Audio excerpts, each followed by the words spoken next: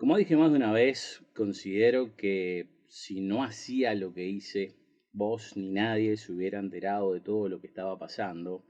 lo que incluye mis esfuerzos de 4 años de investigación, que si bien fue ignorado a niveles industriales, no dejó de ser una gotita continua que eventualmente llevó a que al menos se hiciera una denuncia penal sobre este caso, la que existe al día de hoy, aun si la misma está lejos de ser certera por varios motivos, y no solo por quedarse más que corta al solo denunciar 7 millones de pesos, cuando esa cifra puede exceder ampliamente los 100 millones.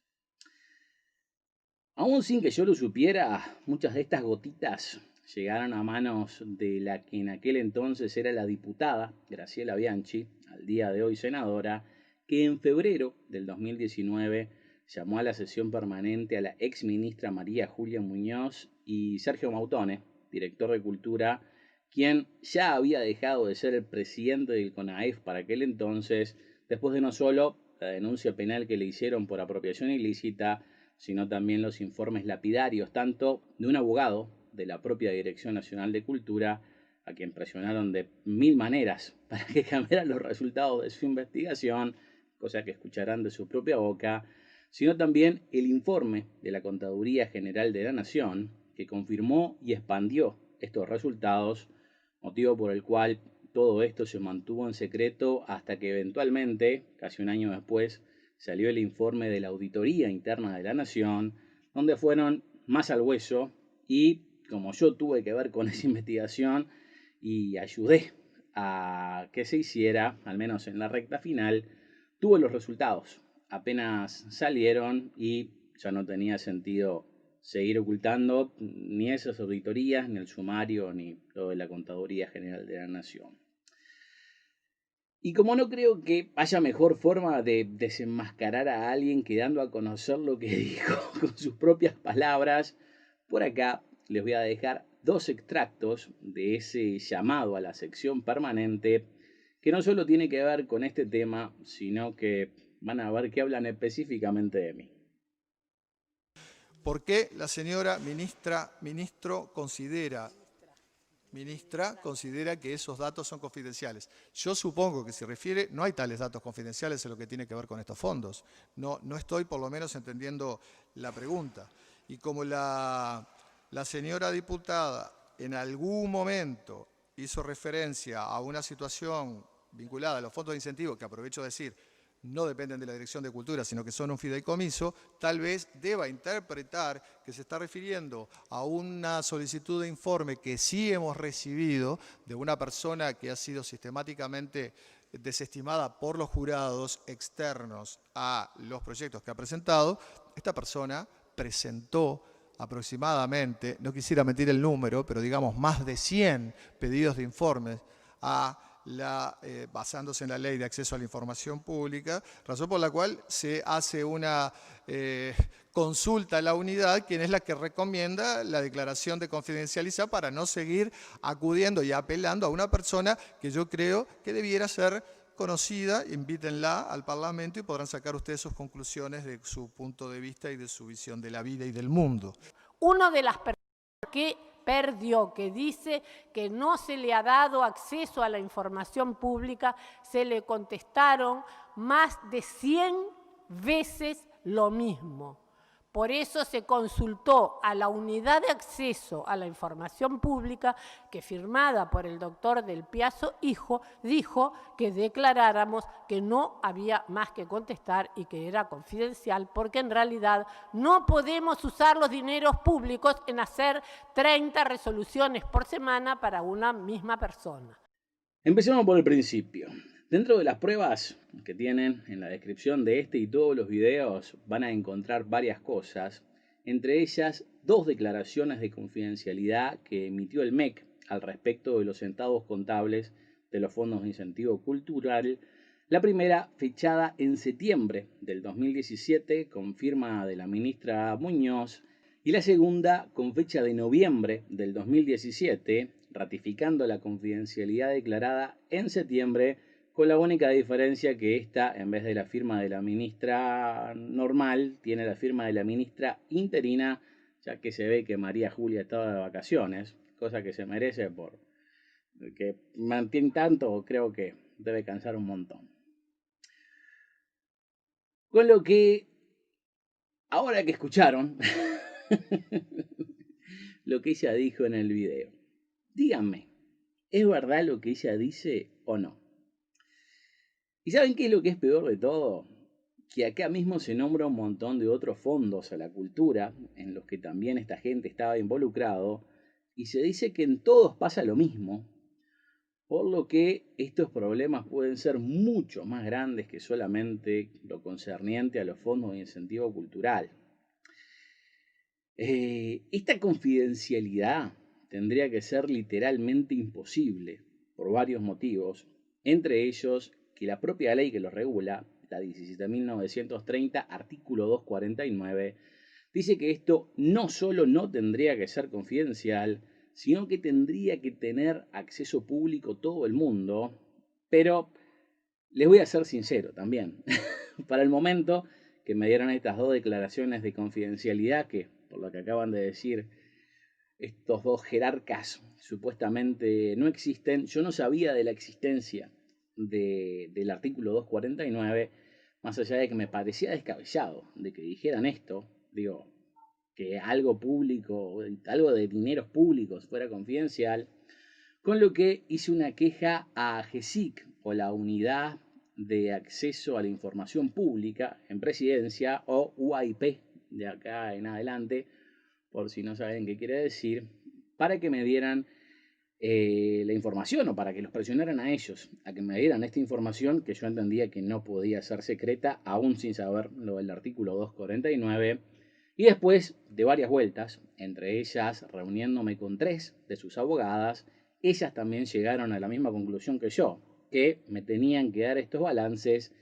pero como yo, ellas tampoco sabían de este artículo 249 que los obliga específicamente a dar estos balances, sino que, como ven acá, 2 de los puntos en donde dan su resolución alegan que sí o sí tienen que darme esta información, aun si estos balances tuvieran contenidos de carácter público o privado. De más está decir que no me dieron nada, con lo que vos dirás, ¿por qué? Si hasta la UAIP los estaba exhortando a hacerlo. Los motivos son varios, pero entre ellos está que sabían que si no lo hacían no pasaba nada, como no lo hicieron y no pasó,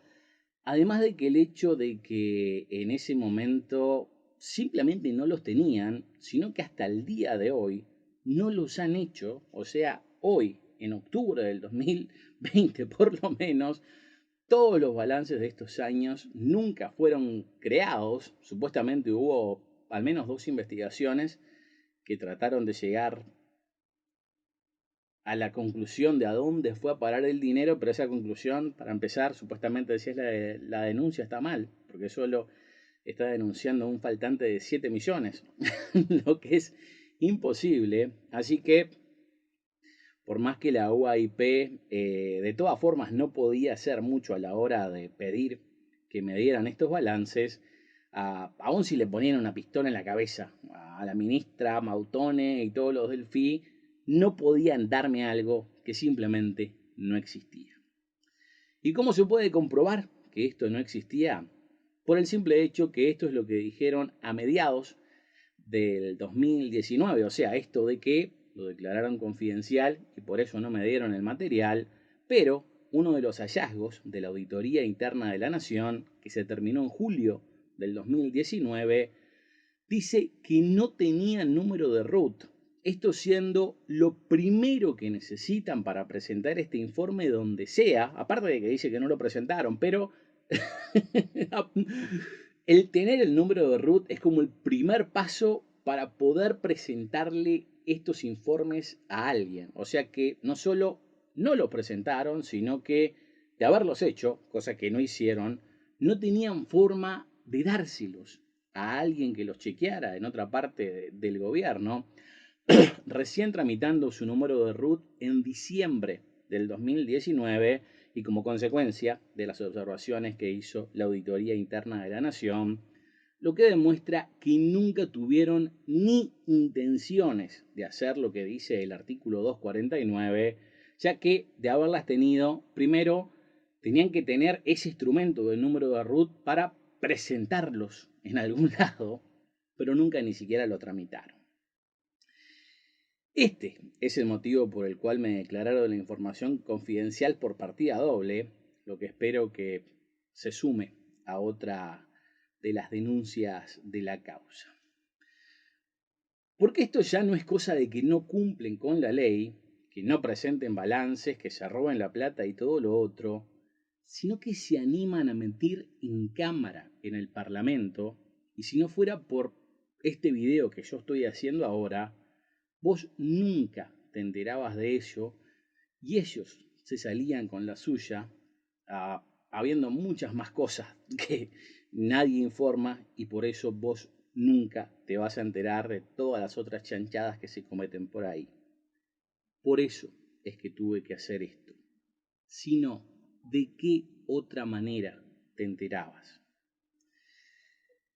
Lo del punto de la dependencia de los fondos de incentivo cultural con la Dirección Nacional de Cultura ya lo mencioné anteriormente, pero para dejarlo claro en forma rápida, mientras Mautone dice, o acaba de decir en ese video, que no dependían de la Dirección Nacional de Cultura, no solo siempre lo hicieron desde su creación, sino que la Auditoría Interna de la Nación lo reafirmó en julio del 2019, o sea, meses después de que él dijera eso, más allá del perjurio que cometió la asesora legal de la Dirección Nacional de Cultura, Marta Romero, para que esta separación al menos sea posible a través de un fallo judicial que logró a través de, o en medio de la denuncia que yo les presenté por daños y perjuicios, pero de eso ya les conté, y de todas formas es algo que ni siquiera había pasado, ya que, reitero, esto Mautone lo dijo en febrero del 2019, la sentencia de esta teórica separación, porque no es teórica, o sea, la jugarreta que hicieron para convencer al juez es lo que la hace teórica, pero el hecho de que hayan convencido al juez y el juez haya hecho una sentencia al respecto la hace real, práctica, completa y teniendo que aplicarse. Pero esto se llevó a cabo en septiembre del 2019 y la propia Romero, una vez que tuvo este resultado, hizo la primer consulta al MEC al respecto en octubre del 2019, o sea, estamos hablando de 8 meses después, dejando por escrito que a través de esta sentencia se había establecido jurisprudencia al respecto por primera vez, con lo que si esto era por primera vez en septiembre-octubre del 2019, nada de esto había pasado en febrero de ese año, que es cuando lo dijo Mautone como algo real, además de todas las otras pruebas que ya presenté al respecto, en donde los fondos de incentivo cultural y el CONAEF siempre dependieron de la Dirección Nacional de Cultura. Como podrán escuchar, también me nombran a mí y a nuestro proyecto de película, y Escuchando de Película, que fue el único proyecto que presentamos dentro de los fondos de incentivo cultural, que dice que fue desestimado en forma sistemática o algo así. En realidad, nada puede estar más lejos de la realidad. Las únicas 2 veces que apliqué para los fondos de incentivo cultural me aprobaron, la primera en el 2012 y la segunda en el 2013. Les recuerdo que para aquel entonces los proyectos duraban 3 años, así que no solo llegó hasta el 2015, sino que en el 2015 no hubo llamado y me lo extendieron un año más en el 2016. No habiendo otras aplicaciones, porque al no haber cerrado mi proyecto, no habérmelo dejado cerrar, al no siquiera ponerse a ver, ya ni siquiera revisar las pruebas para mi última declaración de gastos,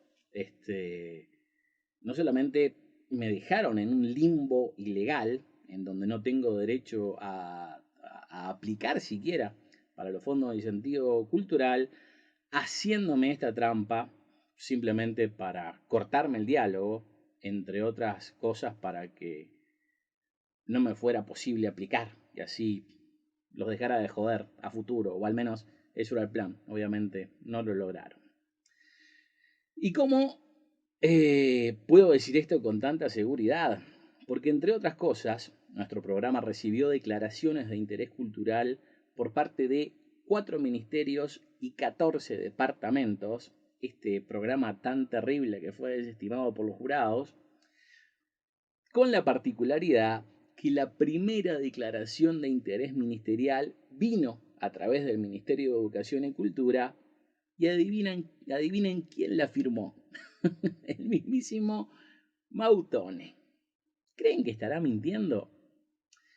Como si fuera poco, un tiempo después, la propia Claudia Mera nos hizo una carta de recomendación para el programa, lo cual puede ver aquí, con lo que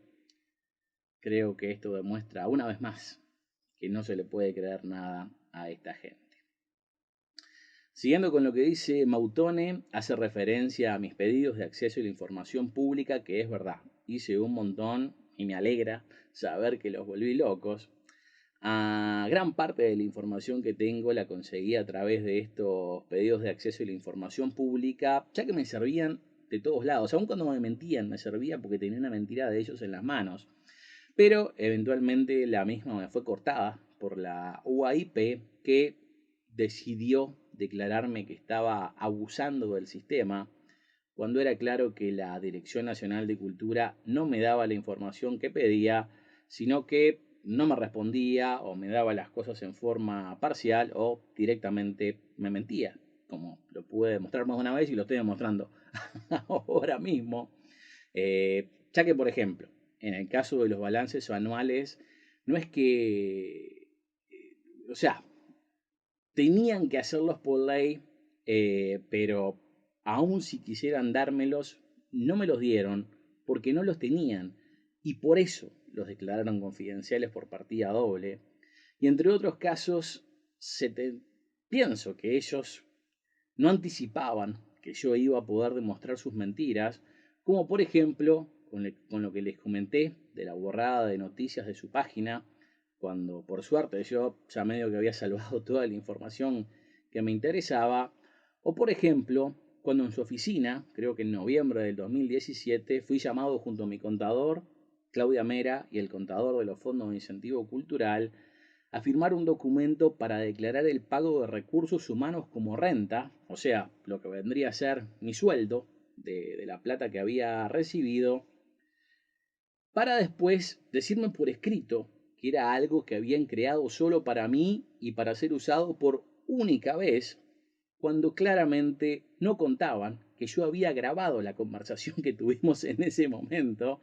en su oficina, en donde tanto Claudia Mera como el economista Sebastián Ruiz, el ex contador del CONAEF, los Fondos de Incentivo Cultural, no solo me dijeron de usar esta opción, como lo hacían todos los otros proyectos que estaban en mi misma situación, sino que también iba a ser necesario usarlo de nuevo para el dinero que me quedaba por cobrar, así las cuentas balanceaban. O sea que mintieron por escrito en esa respuesta de la solicitud de acceso a la información pública, diciendo que lo habían creado solo para mí, por única vez, lo que entre otras cosas es trato especial, solo para mí, digo, por más que me convenga, trato especial, como hicieron con muchos, pero de la forma que me lo vendieron es que primero era un papel que ya tenían listo, o sea que evidentemente se lo dieron a alguien más, como podrán escuchar en la conversación, lo tenían a mano listo para que usara cualquiera, pero en la conversación también van a poder escuchar que el motivo para usarlo es que este era el sistema que tenían para usar con todos los otros proyectos y yo mismo tenía que usarlo de nuevo con el dinero que me faltaba cobrar. Así que, gracias a Dios, existen los grabadores.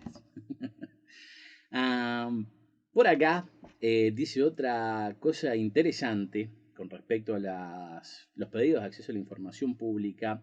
siendo que consultaron a la UAIP al respecto y ellos eran los que declararon eh, que me declararan, valga la redundancia, esta información como confidencial.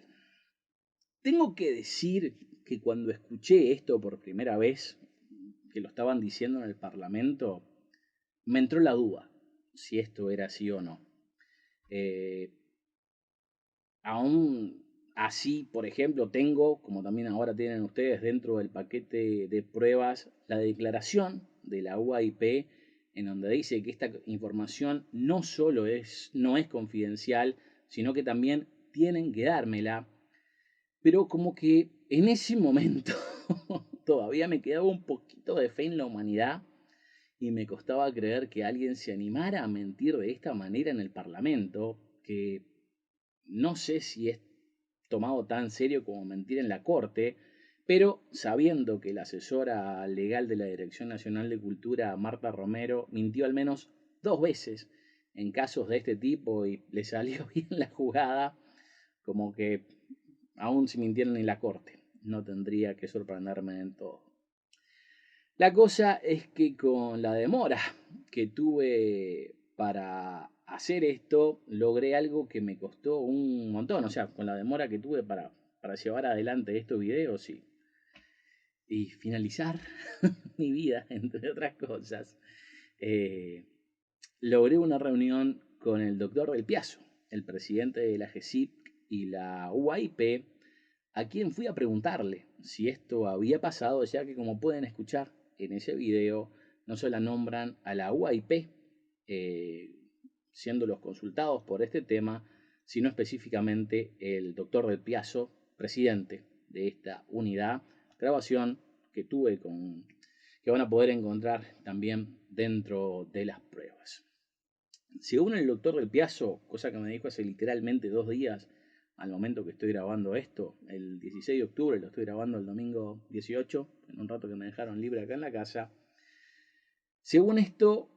la UAIP, o según él, la UAIP no declaró esta confidencialidad ni puede hacerlo, ya que según la ley que los regula, la 18.381, artículo 9,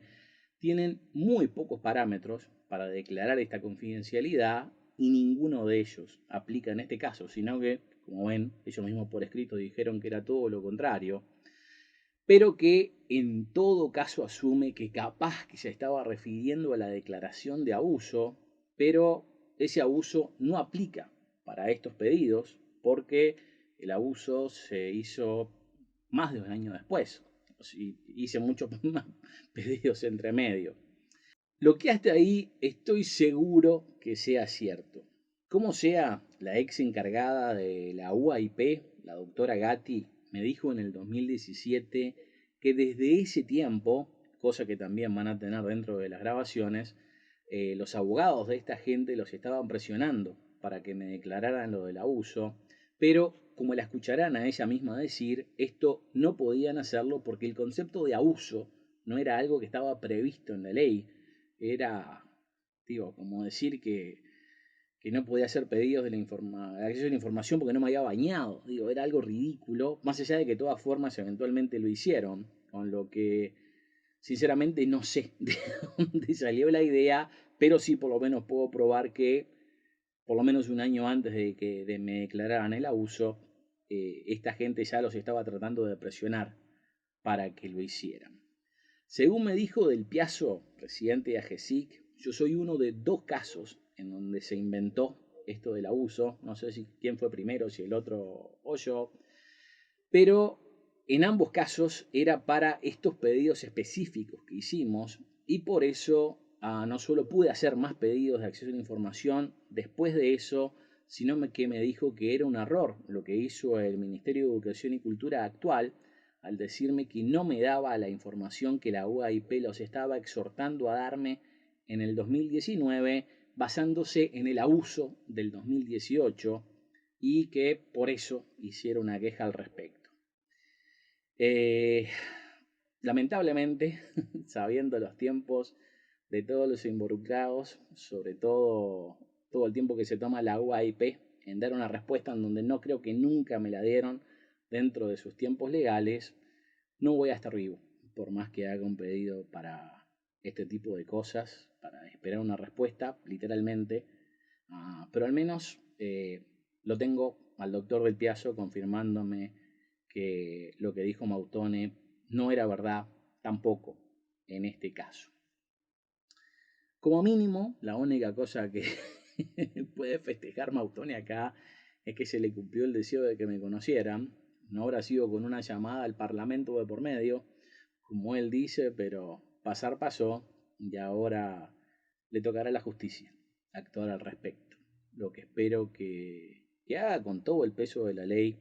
ya que elementos no creo que puedan decir que les hagan falta.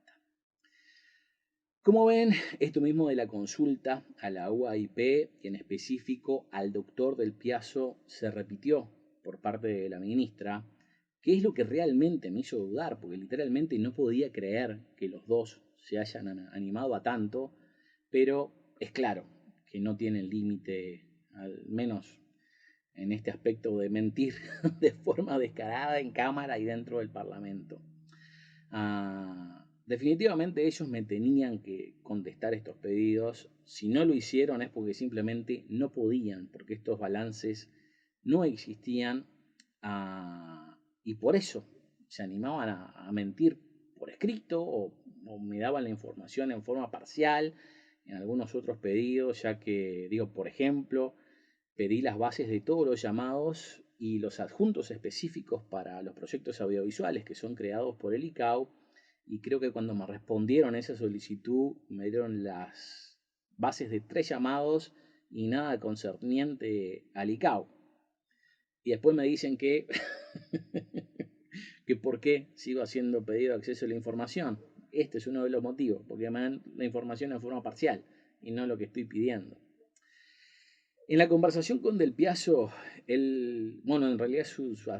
no sé si su asistente o otra de las abogadas me dice que lo que tendría que haber hecho es preguntarlo de otra manera y con eso capaz que evitaba el abuso. Pero si ven los pedidos, cosa que también estoy sumando a las pruebas, eso es exactamente lo que hice. Decía por qué lo que me daban no era lo que pedía y me ponía súper específico en lo que sí estaba pidiendo, pero el hacer eso fue lo que me llevó a hacer el abuso, aun si esta es la recomendación de lo que tenía que hacer hace 2 días que me dieron para evitar lo del abuso. Esto no puedo demostrarlo, pero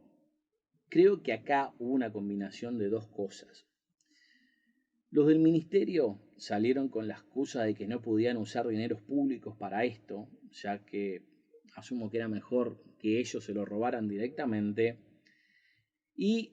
la cosa hubiera sido 1000 veces fácil si me respondían las preguntas de una sin tenerlas que hacer una y otra vez o tratar de encajársela por diferentes lados,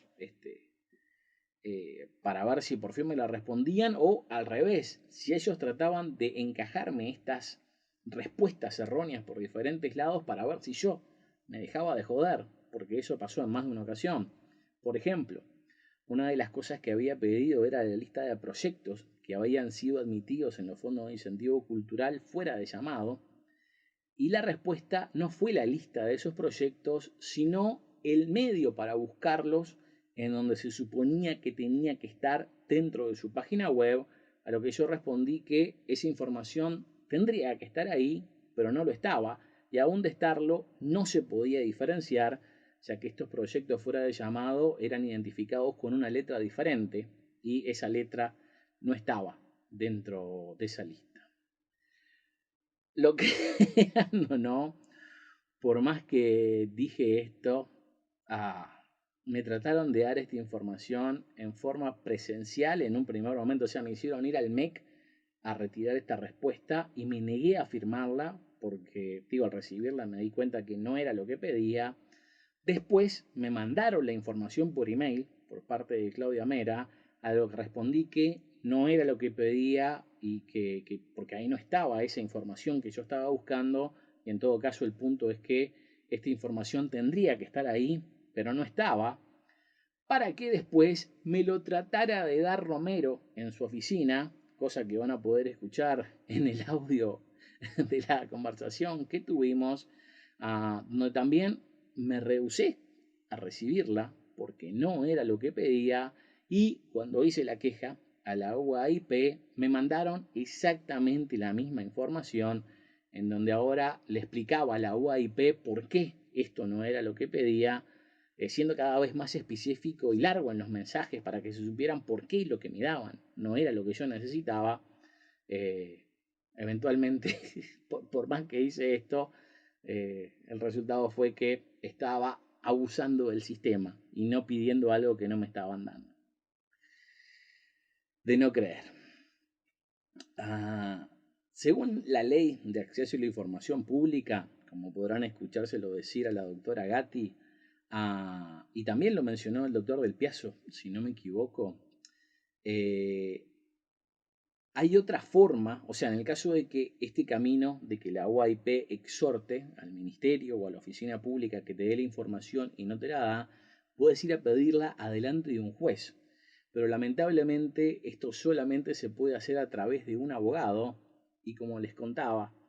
les conté antes, es algo raro, muy, muy raro que pocos abogados saben hacer. Mucho menos te lo hacen gratis, ya que traté de buscarlo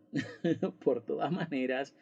Y tanto es algo que tenés que pagar sí o sí, o sea, no es como otras demandas, como por ejemplo una laboral, en donde por ejemplo capaz que tenés que esperar a que te paguen y ahí le das un porcentaje al abogado. Acá no solamente tenías que pagar por estos expedientes que no me estaban respondiendo, sino que tenía un montón de expedientes que no me estaban respondiendo. Digo, a esa altura tendría unos 15. Y si bien nunca encontré a alguien que me lo hiciera, obviamente pagar un abogado no es barato, menos para una cosa así tan especializada, con lo que estaríamos hablando de miles y miles de pesos.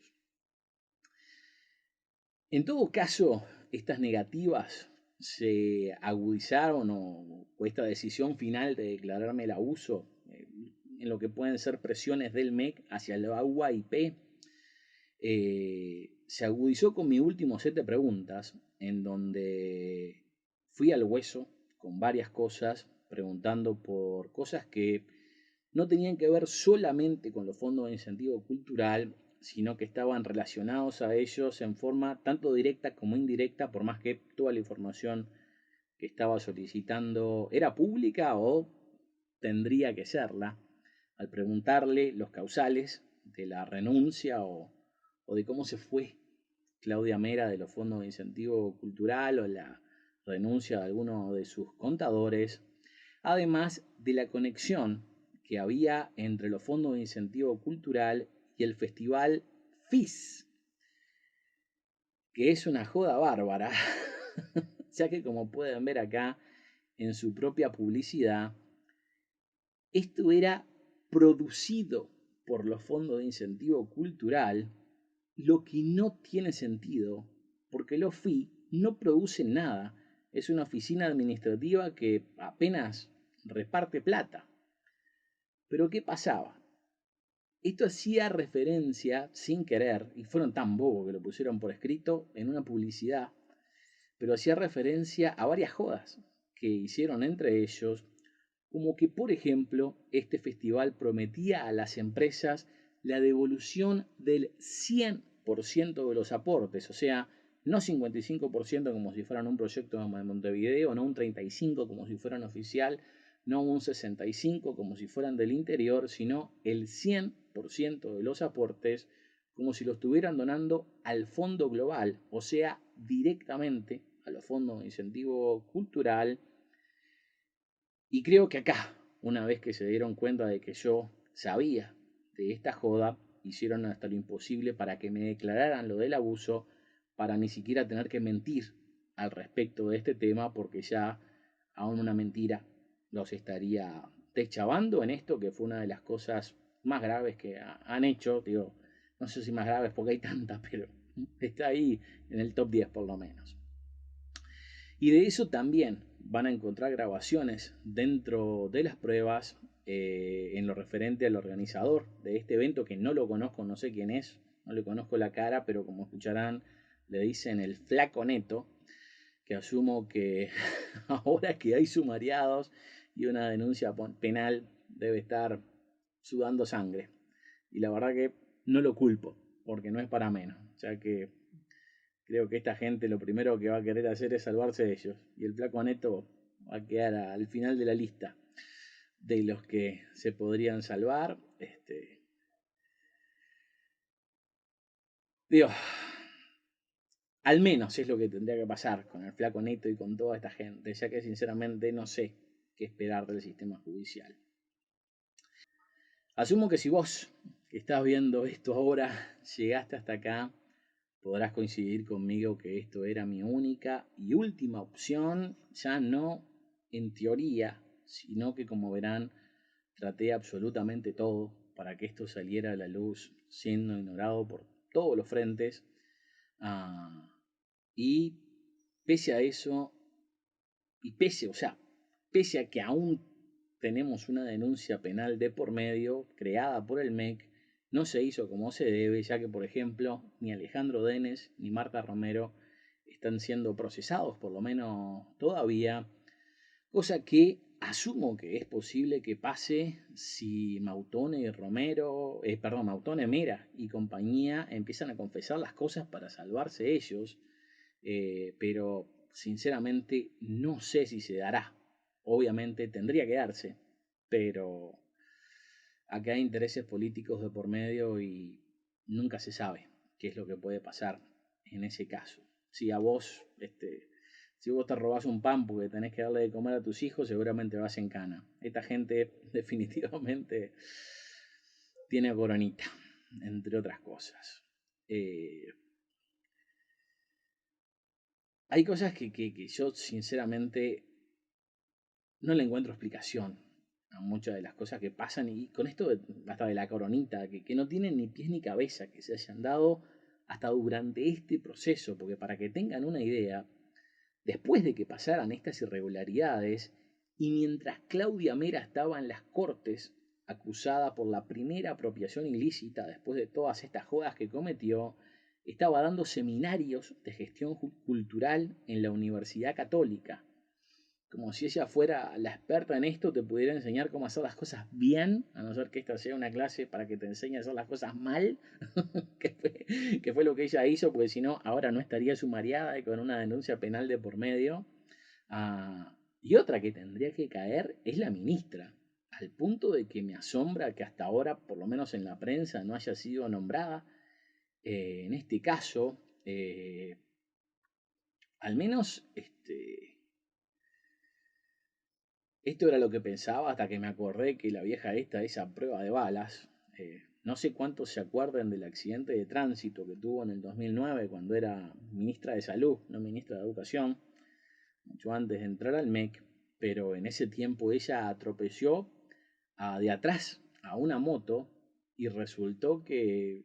casi que inmediatamente la culpa no la tenía ella por atropellar al tipo de atrás, sino que la culpa la tenía el motociclista, tan así que como a las 2 semanas ya archivaron el caso, eximiéndola de toda culpa,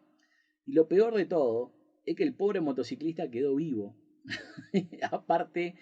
de suficientemente sano como para meterla en problemas, con lo que al ser internado en un hospital público, y reitero, con Muñoz en aquel entonces siendo ministra de Salud, se agarró meningitis adentro de este hospital que ella administraba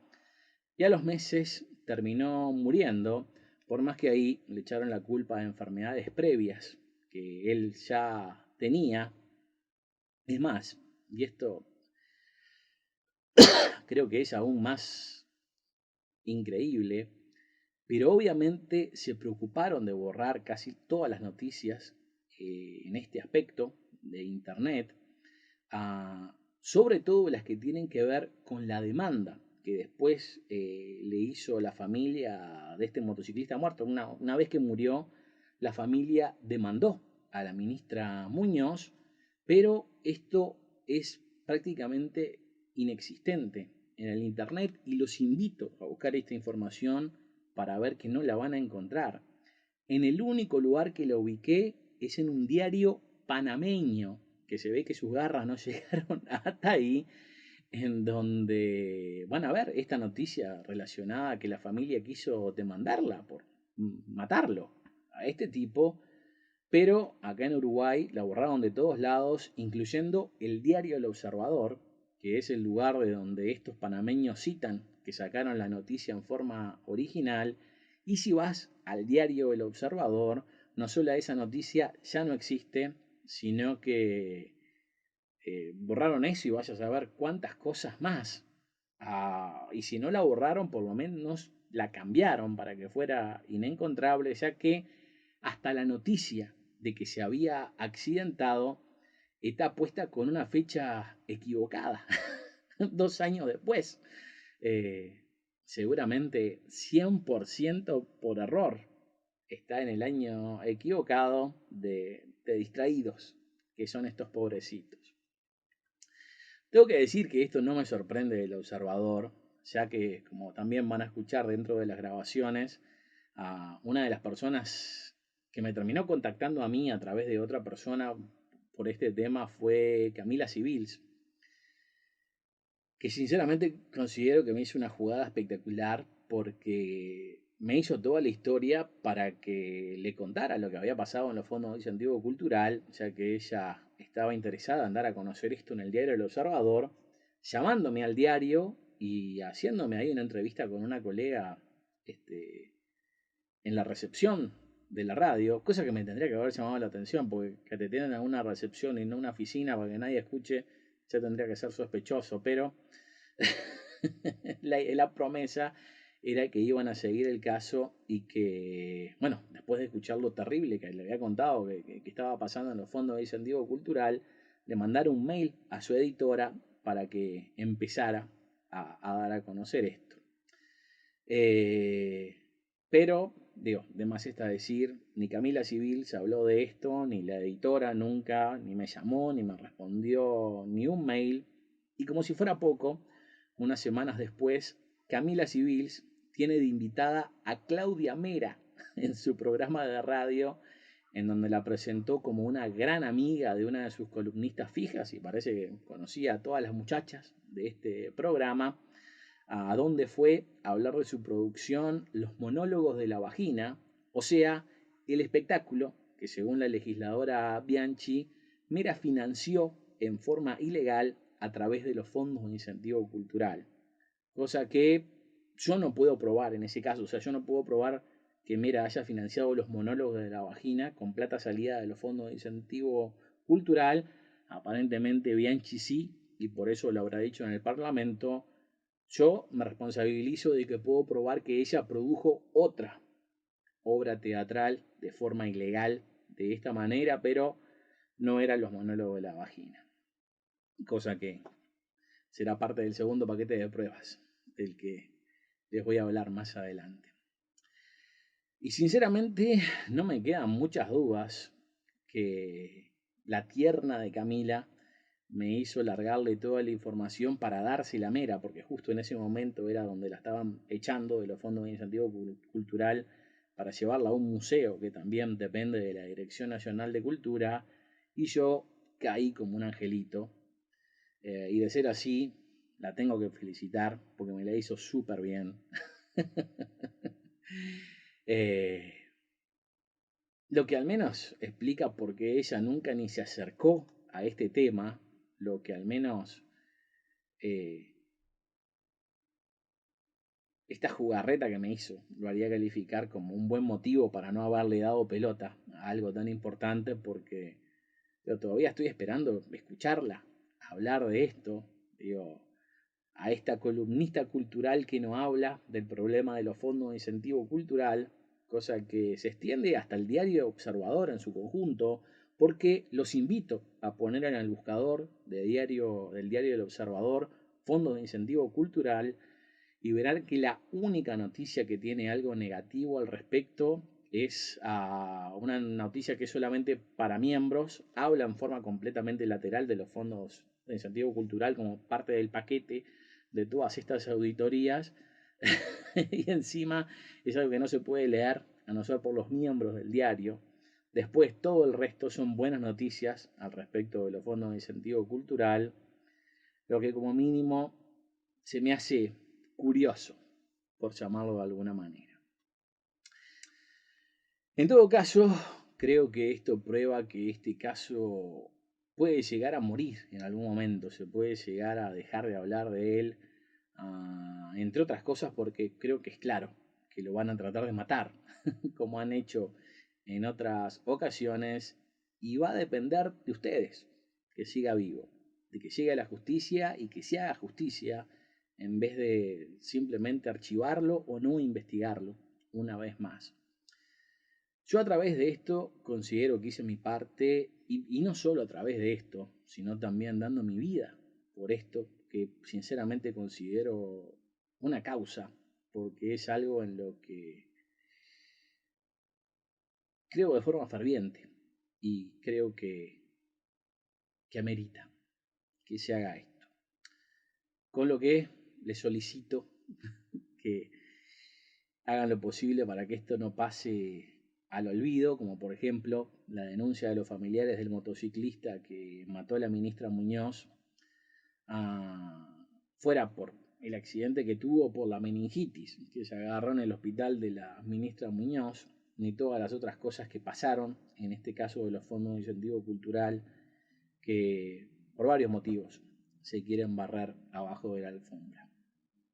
Sé que este es el momento para hacer lo que tengo que hacer yo, pero de acá en más está en sus manos que esto llegue a buen puerto. Yo hice lo que más se puede hacer para que esto se dé a conocer. Creo que, a no ser hay muy poca gente que se animó a dar su vida por una causa que creyó justa, porque si dejamos que una cosa más de esta pase, va a seguir perpetuándose el hecho de que esta gente no tenga límites y por eso tenga carta libre para seguir cometiendo abusos, teniendo que ser nosotros los que los paremos, aun si nos cuesta la vida, en mi caso, literalmente. Como sea, al momento de escuchar esto, yo ya la di para que la lucha por la verdad y la justicia sea al menos un poquito más posible de acá en adelante, pero solamente vos tenés el poder de marcar una línea en la arena y decir, hasta acá, de acá esta gente no pasa con sus abusos. Yo considero que cumplí con mi parte. Si querés que este tipo de cosas no sigan pasando, convirtamos esto en un ejemplo, aun si tenés que pelear contra este gobierno, la prensa y la justicia, cosa que yo les puedo predicar a ustedes porque es lo que hice durante años. No estoy hablando de la teoría. Y si bien sé que cuesta, y a mí me costó la vida, creo que es una causa justa. Y es por el bien de todos. No por un interés personal, porque ni vivo estoy para poder disfrutar cualquier cosa que salga a mi favor de esto. Con lo que ahora empieza tu parte, que es la más importante. Entre otras cosas, para que vos te conviertas en la solución, o al menos parte de la solución, y no nuevamente simplemente una víctima.